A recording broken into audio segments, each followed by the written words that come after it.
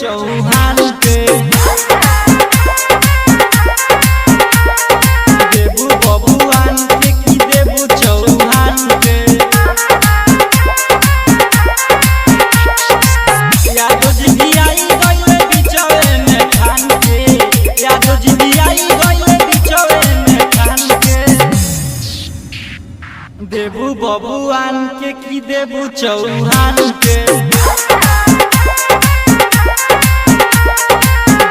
बबुआन की देबू चौहान के बबुआन की देबू चौहान डीजे उमेश सुखीपुर बाजार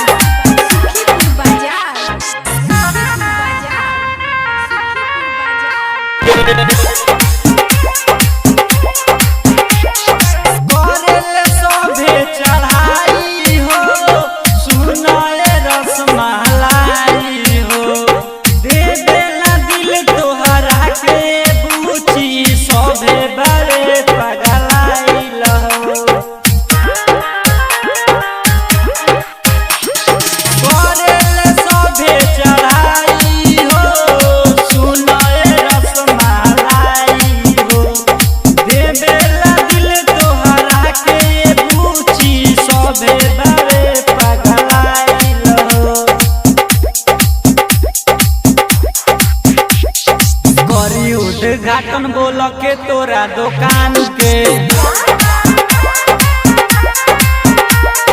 देबू बबुआन की देबू चौहान के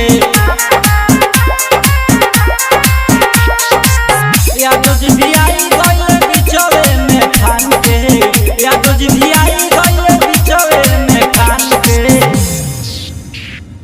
देबू बबुआन की देबू चौहान के देबू बबुआन की देबू चौहान के देबू बबुआन की देबू चौहान के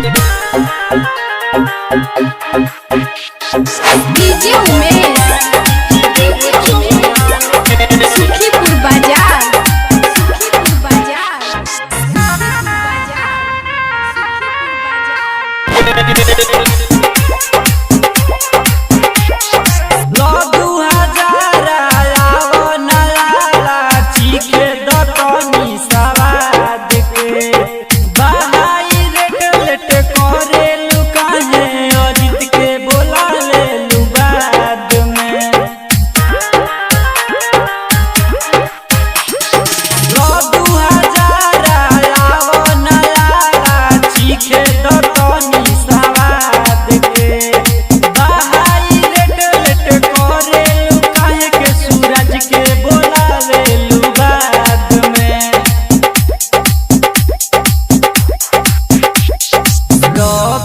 जा चढ़ गइले सीना तान के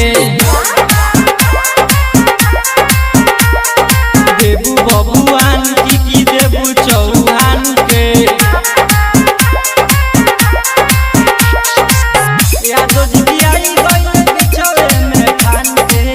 यादो जी आई गइले बिचवे में खान के